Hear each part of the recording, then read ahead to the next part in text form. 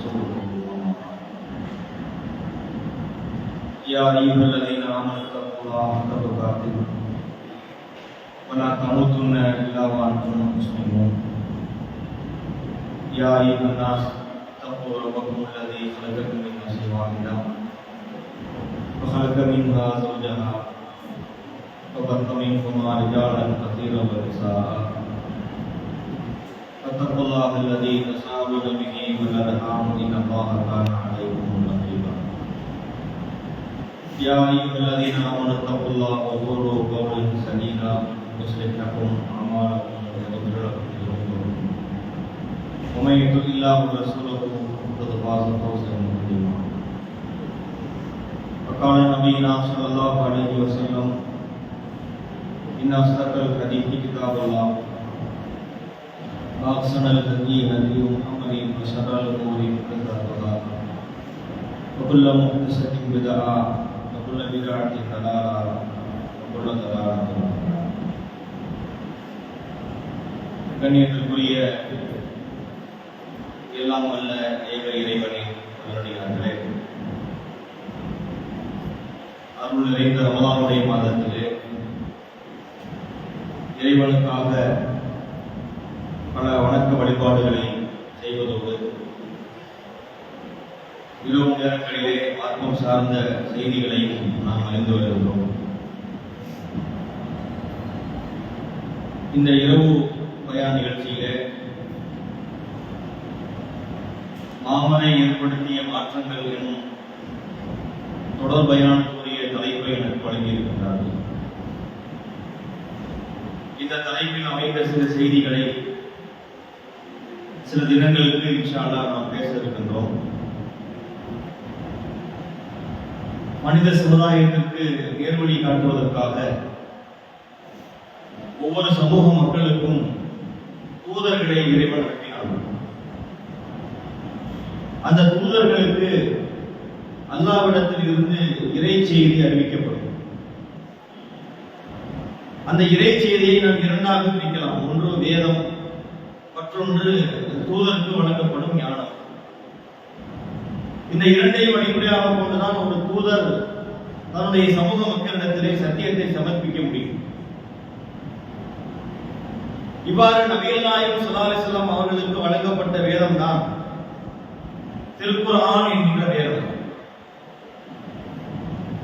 இந்த வேதம் என்பது ஒரு சாதாரணமான வேதம் அல்ல.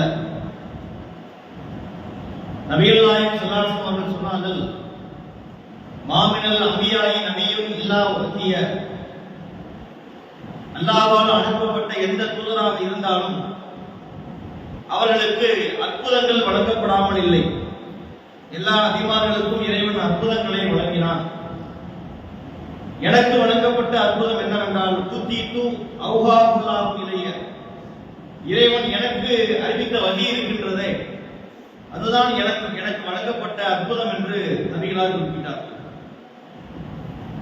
அவ்வளவு பெரிய கருத்துக்களை, சமுதாய மாற்றங்களுக்கு தேவையான சட்டதிட்டங்களை இந்த திருமறை குர்ஆன் என்கின்ற வேதம் உள்ளடக்கி வைத்திருக்கின்றது.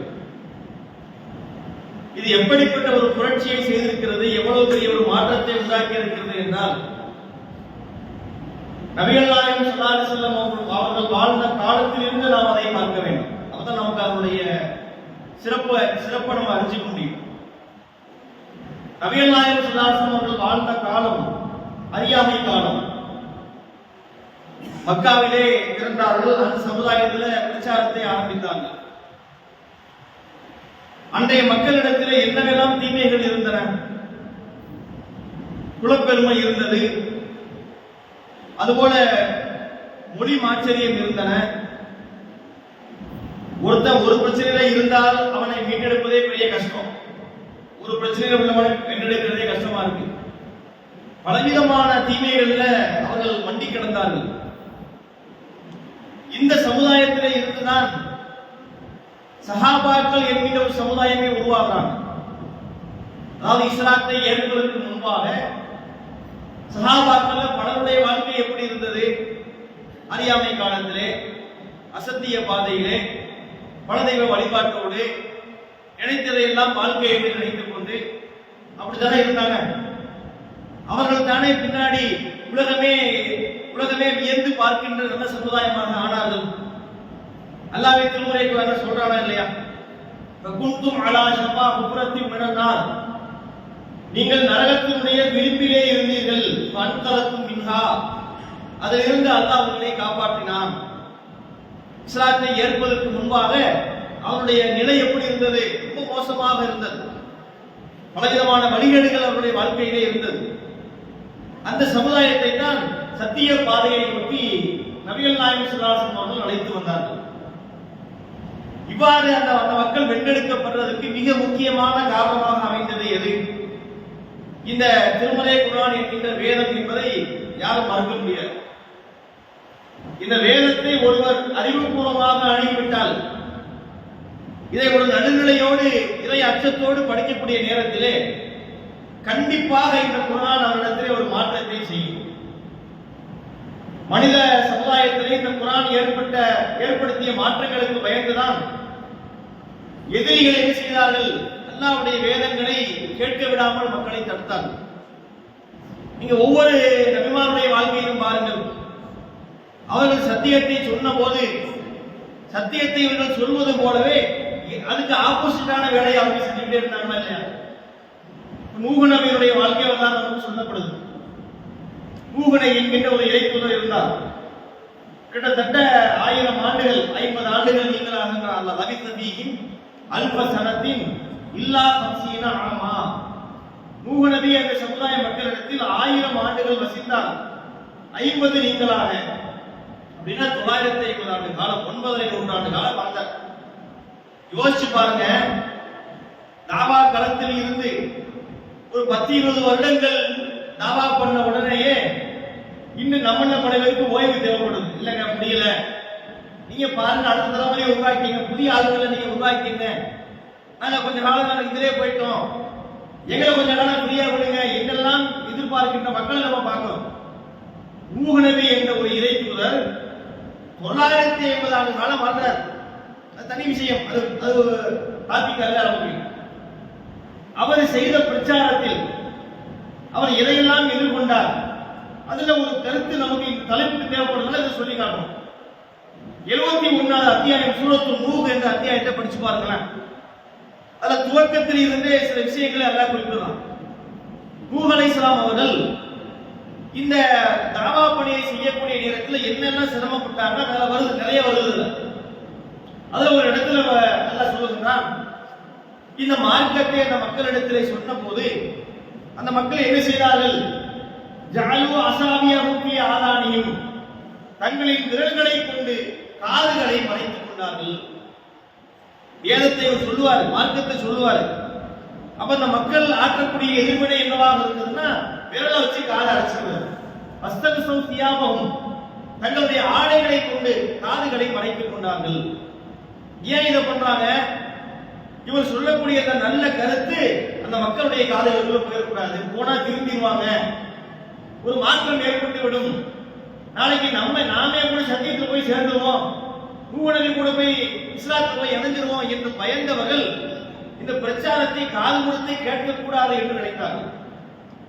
திருமறை குர்ஆனை பற்றி அல்லாஹ் சொல்றானா இல்லையா? காலல்லதீன கஃபரு லா தஸ்மஉ லிஹாதல் குர்ஆன், நபிகள் நாயகம் ஸல்லல்லாஹு அலைஹி வஸல்லம் அவர்களுடைய காலத்திலே அவர்கள் பலருக்கு இந்த குர்ஆனை ஓதி காண்பிப்பார்கள். உடனே இது எதிரிகளுக்கு ஒரு கலக்கத்தை உண்டாக்கியது. அவங்க என்ன பிரச்சாரம் பண்றாங்க? இவர் குர்ஆன் ஓதுவதை யாரும் காது கொடுத்து கேட்காதீங்க. அழகான குர்ஆன் வசனத்தை ஓதுறாங்க, அதுல மனித சமுதாயத்திற்கு நேர்வழி இருக்கின்றது, இதை யாரும் காது கொடுத்து கேட்டு விடாதீர்கள். நீங்கள் மிகைப்பதற்காக நீங்கள் சத்தம் போட்டு கூச்சலை எழுப்புங்கள். அவர் குர்ஆன் ஓதும்போது நீங்க ஒரு பக்கம் கத்துங்க, அப்பதான் இவருடைய பிரச்சாரம் அந்த மக்களை சென்றடையாது என்ற நோக்கத்திலே இப்படி ஒரு எதிர் பிரச்சாரம் பண்ணாங்க. ஏன் அப்படி பண்ணணும்? குர்ஆனுடைய வசனங்களை கேட்காதீங்கன்னு ஏன் சொல்லணும்? எங்களுடைய கொள்கையில் நாங்கள் உறுதியா இருப்போம், நீங்க என்ன வேணாலும் சொல்லுங்க, அதை பத்தி எங்களுக்கு கவலை இல்லைன்னு இருக்க வேண்டியதானே? அப்படி இருக்க முடியாது. ஏனென்றால் இந்த குர்ஆனுடைய வார்த்தைகளுக்கு அப்படிப்பட்ட முக்கியத்துவம் இருக்கிறது. அது சிந்திக்கக்கூடிய மக்களுடைய உள்ளங்களை வென்றெடுத்து விடும்.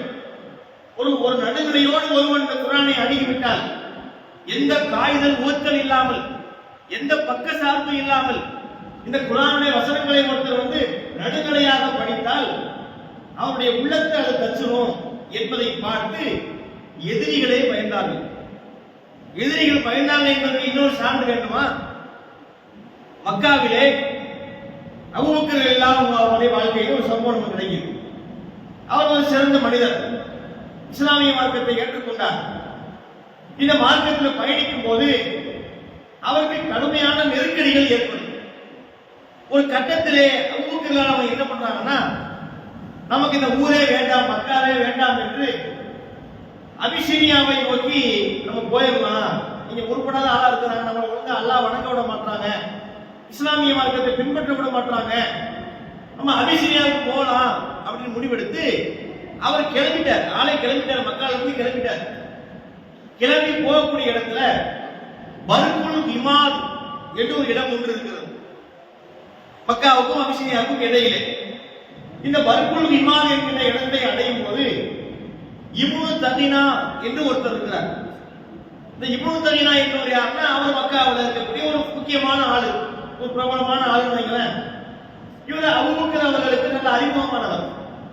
அப்ப அவர் கேட்கிறாரு, எங்க நீங்க போறீங்க அப்படின்னு கேட்கும் போது அபூபக்கர் அவங்க சொல்றாங்க, நான் மக்கள் என்னை வெளியேற்றுறாங்க, நான் பேசாம போய் நான் நல்லா வணங்கறதுக்காக வேண்டி அபிசீனியாவுக்கு போக போறேன் அப்படின்னு சொன்ன போது அந்த இப்னு தகினா சொல்றார், அபூபக்கர் அவர்களே, உங்களை போன்ற நல்லவர்கள் இந்த மக்காவை விட்டு வெளியேறவும் கூடாது, நீங்களா வெளியேறவும் கூடாது, உங்களை போன்ற நல்லவர்களை யாரும் வெளியேற்றவும் கூடாது. ஏன் தெரியுமா? அவருடைய சிறப்பை பூரா சொல்றாங்க. நீங்க உலக இணைச்சு வாழ்றீங்க, நீங்க கஷ்டப்பட போகாது, நீங்க உழைக்கிறீங்க, இன்னும் போல நன்மையான விஷயங்கள் உங்கள்ட்ட இருக்கு, உங்களை மாதிரி ஆட்களை நீங்க இங்க இருந்து மக்கா விட்டு போக கூடாது, நீங்க கவலைப்படாதீங்க, நான் போய் உங்களுக்கு உங்க சார்பில் பேசுறேன் அப்படின்னு சொல்லிட்டு குறைஷிகளிடத்திலே வர்றார். யாரும் இந்த இப்னு தகினா வந்து சொல்லுகிறார், நான் அபூபக்கர் இங்க இருந்து கிளம்புறேங்கிறாரு, அபூபக்கர்லாம் இங்க இருந்து போலாமா, எவ்வளவு நல்ல ஆளாவது, இன்னும் நல்ல விஷயங்கள்லாம் அவர்கிட்ட இருக்கு, இன்று முதல் அபூபக்கர் அவர் என்னுடைய அடைக்கலத்தில் இருப்பார், அவருக்கு நான் அடைக்கலம் கொடுக்க போறேன் அப்படின்னு சொல்றார். யாரும் இந்த இப்னு தகினா என்பவர்.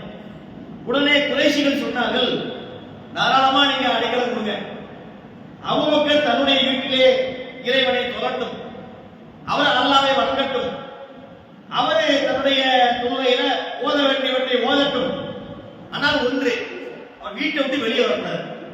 அவன் எதுக்கு பயந்தான்? வீட்டுக்குள்ளேயே தொழுதாருன்னா ஓதுனாருன்னா வீட்டோட முடிஞ்சு போயிடும். வீட்டை விட்டு வெளியே வந்து ஓதுகிற நேரத்தில் வீட்டினுடைய முற்றத்திலே, வீட்டுக்கும் வெளிக்கும் ஒரு கனெக்ஷன் வர மாதிரி இடம் இருக்கு, அந்த இடத்தில் அமர்ந்து ஓதும் போது அது எங்க பிள்ளைகளை பாதிக்குது, எங்க பெண்களை பாதிக்குது, எனவே அவர் அதை பண்ணக்கூடாது அப்படின்னு சொல்லி ஒரு நிபந்தனையோடு நீங்க அவருக்கு அடைக்கலம் கொடுங்க, நாங்க அதை ஏத்துக்கிறோம், நீங்க முக்கியமான ஆளா இருக்கீங்க, ஓகே சொல்லி சொல்லிடுவாங்க. அந்த இப்னு தகினா அவங்க சொல்றாரு, நீங்க உங்க வீட்டிலே நீங்க தொழுதுட்டு வெளியே வராதீங்க விடாதீங்க அப்படிங்கிற மாதிரி அறிவுரை சொல்லிட்டு போயிடுறாங்க. அபூபக்கர் அவங்க கொஞ்ச நாள் வீட்டுக்குள்ளே தொழுதுட்டு இருந்தாங்க. கொஞ்ச நாட்கள் ஆளாக என்ன ஆகுதுன்னா அவருக்கு அது பிடிக்க மாட்டேங்குது. மீண்டும் என்ன பண்றாருன்னா வெளியிலே ஒரு இடத்து தொழுபடத்தை ஏற்படுத்தி அங்கே அவர் தொழுகிறார். தொழும்போது பாத்தீங்கன்னா ஆளுந சலாத்தல் கிரானத் தொழுகையை பகிர்ந்தபடி செய்யறாரு.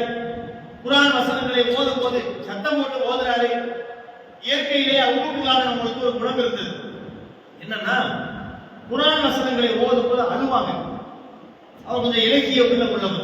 நாம் வரலாறு நிறைய பார்க்கலாம். அபூபக்கர் அவர்கள் கலங்கிய சம்பவங்கள் நிறைய, அதை தொகுத்தே நம்ம பயன் பேசலாம், அவ்வளவு விஷயங்கள் இருக்கு. குர்ஆன் வசனங்களை ஓதும் போது சில வசனங்களை படிக்கும் போது அவர் அழுக ஆரம்பிச்சிருவார். அவ்வளவு தாடி நிறைய வச்சிருந்தாங்க அபூபக்கர் அவங்க. அப்ப பெண்களுடைய கூட்டம் இதை பார்க்கறதுக்கு கூடுது. பொதுவாக இந்த அழுகாட்சி என்பது பெண்களை கொஞ்சம் ஈர்க்குமா இல்லை? பொதுவாக இந்த வசனத்துக்கு ஒரு ஈர்ப்பு இருப்பது ஒன்று. அல்லாஹ்வுடைய வேத வசனத்தை கேட்டாங்கன்னா அதுல ஒரு ஈர்ப்பு இருக்கு, அது ஒரு ஈர்ப்பு சக்தி தான்.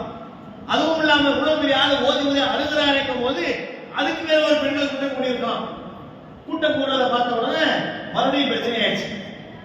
குறைஷிகள் இப்னு தகினாவை கூப்பிட்டாங்க, ஏன்னா நாங்க உங்களுக்கு என்ன கண்டிஷன் போட்டோம், இதுதானே சிக்கல், அவர் தன்னுடைய வீட்டை தொழுது போக வேண்டியதானே, எதுக்கு வெளியில வந்து இதெல்லாம் சொல்றாரு அது அவங்க சொன்னாங்க, இன்னா ஹஷீனா யுக்தினா அபுனா அனா வனிசானா. நம்ம கவனிக்க வேண்டிய வார்த்தை. அந்த குறைஷிகள் சொன்னார்கள், ஒரு சத்தம் போட்டு ஓதுகிறார், எங்கள் வீட்டில் உள்ள பெண்களும் எங்கள் பிள்ளைகளும் இவர் ஓதுவதை கேட்டு குழம்பி போய் விடுவார்களோ என்று நாங்கள் அஞ்சுகிறோம். ஏன் அஞ்ச வேண்டும்? நீங்க ஓத வேண்டிய ஓதுங்க, எங்கள் குழுவில் நாங்கள் உறுதியாக இருப்போம். லாத்தை வணங்குவதிலே, மனாத்தை வணங்குவதிலே, உஸ்ஸாவை வணங்குவதிலே, 360 சிலைகளை வணங்குவதிலே நாங்கள் உறுதியாக இருப்போம். இருக்க வேண்டியதானே? அந்த பயம் ஏன் அவர்களுக்கு வந்தது? நாத்து மனாத்து உஸ்ஸாவை பற்றிய ஒரு பயம் ரசூலுல்லாஹ்வுக்கு ஏற்படவில்லை. அந்த 360 சிலைகளை வச்சு வணங்கினாங்களே, அதை பார்த்து பயம் முஸ்லிம்களுக்கு ஏற்படவில்லை. ஆனால் திருமறை குர்ஆனை பார்த்து ஏன் குறைஷிகள் பயந்தார்கள் அப்படின்னா, இது ஒரு சாதாரண ஒரு வார்த்தை அல்ல. இதுல உள்ள வார்த்தைகள் ஒரு மனிதனுக்கு உள்ளே சென்றால் அது பல மாற்றங்களை நிகழ்த்துகின்றது. எனவேதான் குர்ஆனுடைய வார்த்தைகளை பார்த்து அவர்கள் பயந்தார்கள். இப்படிதான ஒவ்வொரு மாற்றங்களா ஏற்பட்டது. நபிகள் நாயகம் ஸல்லல்லாஹு அலைஹி வஸல்லம் அவர்கள் மக்காவிலே பிரச்சாரத்தை துவங்கும் போது மிக குறைந்த எண்ணிக்கையிலே தான் முஸ்லிம்கள் இருந்தார்கள். நாட்கள் செல்ல செல்ல இந்த பிரச்சாரத்தை அதிகப்படுத்தி இந்த குர்ஆனுடைய வசனங்களை மக்கள் மத்தியிலே ஓதி காட்டிய பிறகுதான் நிறைய மக்கள் இஸ்லாத்தை நோக்கி வர ஆரம்பிக்கின்றார்கள். அதுல முக்கியமான நபர்கள்லாம் வந்துட்டாங்க. எதிரிகளுடைய படையிலே குறைஷிகளுக்கு வழி சேர்த்த இறை மறுப்பாளருடைய படையிலே இருந்தவர்கள், காலித் பின் வலீத் அவர்கள், அபு சுஃபியான் அவர்கள், உமர் அவர்கள், இந்த மாதிரி பெரும் பெரும் தலைவர்கள் எல்லாம் பிற்காலத்திலே இஸ்லாத்தை நோக்கி வந்தார்களா இல்லையா? இது இந்த மாமரை ஏற்படுத்தியிருக்கக்கூடிய எப்படிப்பட்ட ஒரு மாற்றம்! தன்னுடைய தனி மனிதனுடைய சிந்தனைகளை பற்றி கவலைப்படாமல் அல்லாஹ்வுடைய வார்த்தைகளுக்கு கட்டுப்பட வேண்டும். நாம் நினைத்ததை செய்யக்கூடாது. நாம் ஒரு கட்டுப்பட்ட சமுதாயத்தில் இருக்கின்றோம், கட்டுப்பட்ட மார்க்கத்தில் இருக்கிறோம் என்ற அடிப்படைகளை இந்த மார்க்கம் புரிய வச்சுட்டா இல்லையா? சஹாபாக்கள் இஸ்லாமிய மார்க்கத்தை ஏற்றதுக்கு பிறகு எப்படி இல்லாம வாழ்ந்தாங்க? எத்தனை சம்பவத்தை நம்ம சொல்லலாம். இந்த மாமரை ஏற்படுத்திய மாற்றங்களை எத்தனை பட்டியல் போடலாம். ஒன்று ரெண்டு நம்ம பார்ப்பதாக இருந்தால், ஒரு சம்பவம் வந்து நடக்கின்றது. உமர்லானுடைய ஆட்சி காலம். அவங்க அமீரா ஆயிட்டாங்க, கலீஃபாவா ஆயிட்டாங்க. அப்ப அந்த அமைச்சரவையிலே அவங்க இருக்கக்கூடிய நேரத்தில் ஒருத்தர் அப்பாயின்மெண்ட் வாங்கிட்டு போறார். கியூபின் கைஸ் என்பவரை வைத்துக் கொண்டு உமர் அவர்களை சந்தித்து நான் பேசணும் அப்படின்னு அப்பாயின்மெண்ட் கேட்கிறார். அப்பாயின்மெண்ட் கொடுத்தாங்க. பேச வந்தவர் ஒரு சாதாரண மனுஷன் பேசும்போது கூட மரியாதையா தான் பேசணும். ஒரு அரசன் ஒரு கலீஃபாட்ட பேசுறது விடுங்க, சாதாரண ஒரு ஆட்களை பேசுறதா கூட எடுத்த உடனே ராகா பேச நமக்கு கோவமா இல்லை. பேச்ச ஆரம்பிக்கும் போது குண்டக மண்டக பேசக்கூடாதுல்ல. இந்த வந்தவர் என்ன பண்றாருன்னா குண்டக மண்டக பேசுறாரு. உமர் அவனுடைய பொறுமையை சோதிக்கும் விதமாக, அவருடைய தன்மானத்தை உரசி பார்க்கும் விதமாக கண்டபடி பேசுறாரு. எப்படி பேசுறாரு? நீங்க நியாயமா நடக்க மாட்டீங்க, ஒழுங்கா நீங்க நீதமா நடக்க மாட்டீங்க, மக்களுக்கு ஒழுங்கா நீங்க பங்குச்சு கொடுக்க மாட்டீங்க என்று முட்டாள்தனமாக அவர் பேசிக் கொண்டிருக்கிறார். உமர்லான் அவருடைய குணத்தை பற்றி நம்ம அறிந்திருக்கிறோம். அவர் இயற்கையிலே கொஞ்சம் கொஞ்சம் கோபப்படக்கூடிய தன்மை உள்ளவர். நல்லவர் தான், சிறந்தவர் தான், அதை மாற்று கருத்து இல்லை. ஒவ்வொரு நபர்களுக்கும் ஒரு குணாதிசயம் இருக்கும் இல்லையா? உமர் அவங்களுடைய குணம் என்ன? சற்றுன்னு அவங்களுக்கு கோபம் வந்தா உமர் அவங்க கடுமையான டென்ஷன் ஆயிட்டாங்க. கொஞ்சம் விட்டுருந்தோம்னா அதனால சாப்பிட்டு எடுத்துப்பாங்க. உடனே பக்கத்தில் இருந்த ஹில்பின் கைஸ் ஒருத்தர் இருந்தாரு. அவரு உமர் அவர்கிட்ட சொல்றாங்க, ஏன் அமீரல் மூமினி, அவர் ஒழுங்கா பேசுறாங்க, ஏன் அமீரல் மூமினி, மூமினிகளின் தலைவரே, கொஞ்சம் பொறுமையா இருங்க. அல்லாஹ் தன்னுடைய நபிக்கு திருமறை குர்ஆனில் ஒரு சட்டத்தை சொல்கிறான். என்ன சொல்கிறான்? குதில் அஃவா வஅமுர் பில் உருஃப் வஆரில் அனில் ஜாஹிலீன். நீங்கள் மன்னிப்பை கடைபிடியுங்கள், நன்மையை ஏவுங்கள். இது முக்கியமான பாயிண்ட். என்ன? வஆரில் அனில் ஜாஹிலீன். அறிவிலிகள் வந்தால், முட்டாள்கள் வந்தாங்கன்னா அவங்கள நீங்க புறக்கணிச்சிருங்க.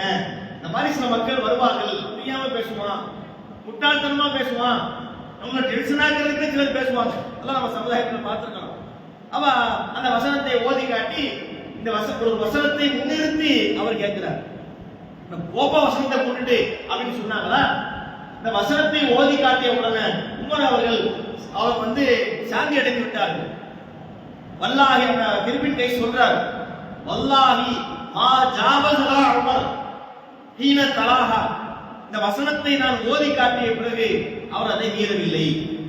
தனிப்பட்ட ஒரு உமராக அவர் கோபம் வந்துருச்சு, தனிப்பட்ட வெறுப்பு கோபம் வருது. இருந்த போதும் அல்லாஹ்வுடைய வசனத்தை முன்னிறுத்தி பேசக்கூடிய நேரத்திலே வசனம் இருந்து அல்ல, அவருடைய கருத்தாக சொன்னாரு, அல்லாஹ்வுடைய வேதத்தில் இருந்து ஒரு கருத்து முன்வைக்கப்படும் போது அதை மீறக்கூடாது என்று அவர் அதை மீறவில்லை. அல்லாஹ்வுடைய வேத வசனங்களுக்கு முன்னாடி கட்டுப்படக்கூடியவராக உமர் அவர்கள் திகழ்ந்தார்கள் என்று வருகின்ற செய்தியை பார்க்கணும். அப்ப எப்படி எல்லாம் இவங்க கடந்த காலங்களில் இருந்தாங்க? இஸ்லாத்தை ஏற்பதற்கு முன்பாக அறியாமை காலத்திலே எது மாதிரி எல்லாம் நடந்து கொண்டார்கள்? இஸ்லாமிய மார்க்கத்தை ஏற்றதற்கு பிறகு எப்படி கட்டுப்பட்ட சமுதாயமாக அவர்கள் மாறி இருக்கின்றார்கள் என்பதை நம்ம பார்க்கின்றோம்.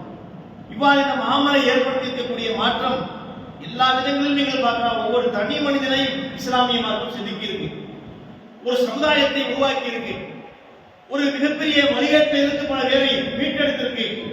உலகளாவிய அளவிலே யாரும் செய்ய முடியாத பல அற்புதங்களை இந்த திருமறை வேதம் நிகழ்த்தி இருப்பதை பார்க்கின்றோம்.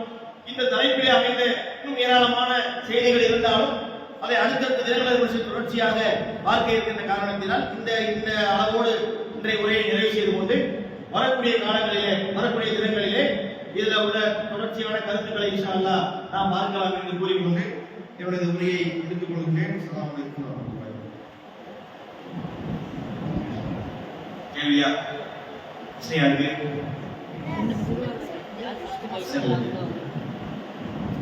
யாரும் பயான கவனிக்கல, பார்க்கலாம். யாரும் பயான கவனிக்கல, இப்ப நான் கேட்டா ஆன்சர் பண்ண முடியாது. கையை மட்டும் தான் தூக்கணும், கையை மட்டும் தான் தூக்கணும். நான் கேட்கறான்னு சொல்லுவேன். அபூபக்கர் ரலியல்லாஹு அன்ஹு அவருடைய வாழ்க்கையில் ஒரு சம்பவத்தை சொல்லுவோம். அவர் மக்காவில் வாழும்போது அவருக்கு நிறைய பிரச்சனை வந்துச்சு. அவர் அபிஷினியாவுக்கு கிளம்பி போகலான்னு முடிவெடுத்து கிளம்புறாரு. கிளம்பி போயிட்டாரு. அப்போ ஒரு இடத்தை அடையும் போது இப்னு தகினா என்று ஒருத்தரை பார்த்தாரு அப்படின்னு நம்ம சொன்னோம். இந்த இடத்துக்கு பேர் நான் சொன்னேன். கையை மட்டும் தூக்கணும், யாருக்கு தூக்கூடாது. 3 பேர் தூக்கி 3 பேர் பரிசு வாங்கிருக்கலாம். பரிசு நீ வாங்கிட்டியா? வாங்கிட்ட. நீ வாங்கிட்டியா? வாங்கிட்ட. நீ 2 வாங்கல. நீ வாங்கிட்டியா? பரக்குல் இமாத். பரக்குல் இமாத் இடத்துக்கு பேர் என்ன? பரக்குல் இமாத் என்ற இடத்தை அடையும் போதுதான் அந்த இப்னு தகினா என்பவரை சந்திக்கிறார். சரியா? இது ஒரு பேர் என்ன? அஜ்மல். பரிசை தட்டி செல்கிறார். அடுத்து ஆண்களுக்கு உள்ளதா? பெரியவர்களுக்கு. ஆண்கள் பெரியவர்களுக்கு உள்ள ஒரு கேள்வி.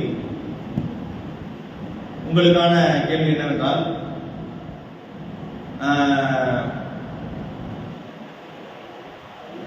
இப்னு தகினா என்பவர் குறைஷிகளுக்கு பேச்சுவார்த்தை நடத்துறார். பேச்சுவார்த்தை நடத்தி இது போல அபூபக்கர் நான் என்னுடைய அடைக்கலத்தில் இருப்பாரு என்று சொன்ன போது அவர்கள் சொன்னார்கள், தாராளமா வச்சுக்கங்க, அவர் தன்னுடைய வீட்டிலே அவர் சொல்லட்டும், ஆனா அதை வெளிப்படுத்தக்கூடாது. ஏன் அப்படின்னா அவங்க ஒரு விஷயத்துக்கு பயந்தாங்க. அவங்க எதை பயந்தாங்க அவங்களே சொல்லி கட்டுறாங்க. அபூபக்கர் தன்னுடைய வீட்டிலேயே சொல்லட்டும், அவர் குர்ஆனை ஓதட்டும், பிரச்சனை இல்லை, ஆனா அதை அவர் பகிரங்கப்படுத்தக்கூடாது. ஏனென்றால் அவரை பகிரங்கப்படுத்தும் போது இந்த மாதிரி ஆயிரம் நாங்க பயப்படுறோம் அப்படின்னு சொன்னாங்கல்ல. இந்த மாதிரிங்கிறது எந்த மாதிரி தெரிஞ்சவங்க கைப்படுத்தும். இந்த பரிசு வாங்கினவங்க கொஞ்சம் விற்கிறவங்க 2வது வருவாங்க. அந்த வாய்ப்பு 2வது. நீங்க பரிசு வாங்கலையா? சொல்லுங்க. உங்க பேரு? அப்துல்லா. அப்துல்லா சரியா சொல்லிருக்காங்க. இன்னா ஹஷீனா இப்தினா அப்னா அனா நிசானா. இந்த ஓதக்கூடிய இந்த குர்ஆன் வசனத்தை கேட்டு எங்களுடைய குழந்தைகளும் எங்கள் பெண்களும் குழம்பி விடுவார்களோ என்று நாங்கள் அஞ்சுகிறோம் அப்படின்னு சொன்னாங்க. சரியா? சரியான அப்துல்லா அவர்களுக்கும் பரிசு கொடுத்து. அடுத்து பெண்கள் பெண்களுக்கான கேள்வி எப்படி மைக் இருக்கா? சொல்லிடுவாங்களா? சரி. பெண்களுக்கான கேள்வி என்னன்னா, உமர் அவங்களுடைய வாழ்க்கையில் இருந்தும் சம்பவத்தை சொன்னோம். அதான் அறியாமை காலத்துல பல மாதிரி அவர் இருந்தாரு, இஸ்லாத்துக்கு வந்ததுக்கு பிறகு எப்படி எல்லாம் அவர் இருந்தாரு, குறிப்பாக குர்ஆன் வசனங்கள் ஓதி காட்டும் போது அவர் மீறல என்பதற்கு ஒரு சம்பவத்தை சொன்னோம். அதுல ஒருத்தர் கண்டபடி பேசும்போது உமர் அவருக்கு கடுமையா கோபம் வந்துருச்சு. கோபம் வரக்கூடிய நேரத்தில் அவரிடத்தில் ஒரு குர்ஆன் வசனத்தை எடுத்து சொல்லி, புதில் அப்புவ வாமருப்பில் ஒரு வாரி அடித்தாலே மன்னிப்பை கடைபிடியுங்கள், நன்மையை ஏவுங்கள், அறிவியல் வந்தால் புறக்கணித்து விடுங்கள் என்ற வசனத்தை ஒருத்தர் ஓதி காமிச்ச உடனே அவங்க அதை மீறாம ஆஃப் ஆயிடுவாங்க. அந்த வசனத்தை உமர் மட்டும் ஓதி காட்டியவர் யாரு?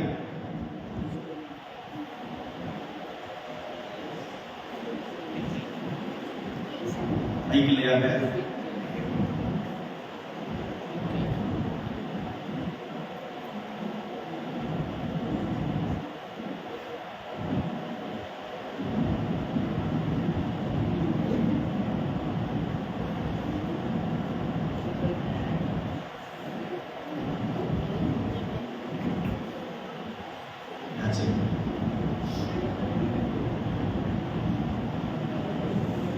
பசங்கள்லாம் ஆர்வமா கை கொடுக்குறாங்க.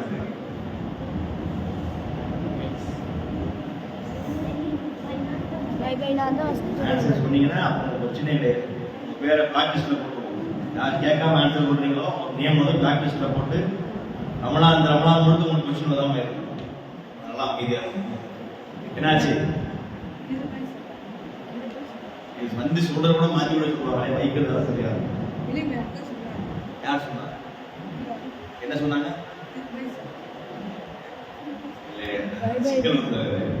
அவங்க சொல்றத சொல்றாங்கன்னு தெரியாதுல்ல. மைக்கில் ஆகிடுச்சு. இன்னும் அவங்க தப்பா சொன்னதை இங்க எதுக்கு சரியா சொல்லிடுவாங்க நம்மள்ட்ட அல்லது அவங்க சரியா சொன்னத தெரியலையா? பசங்களை கேட்கலாமா?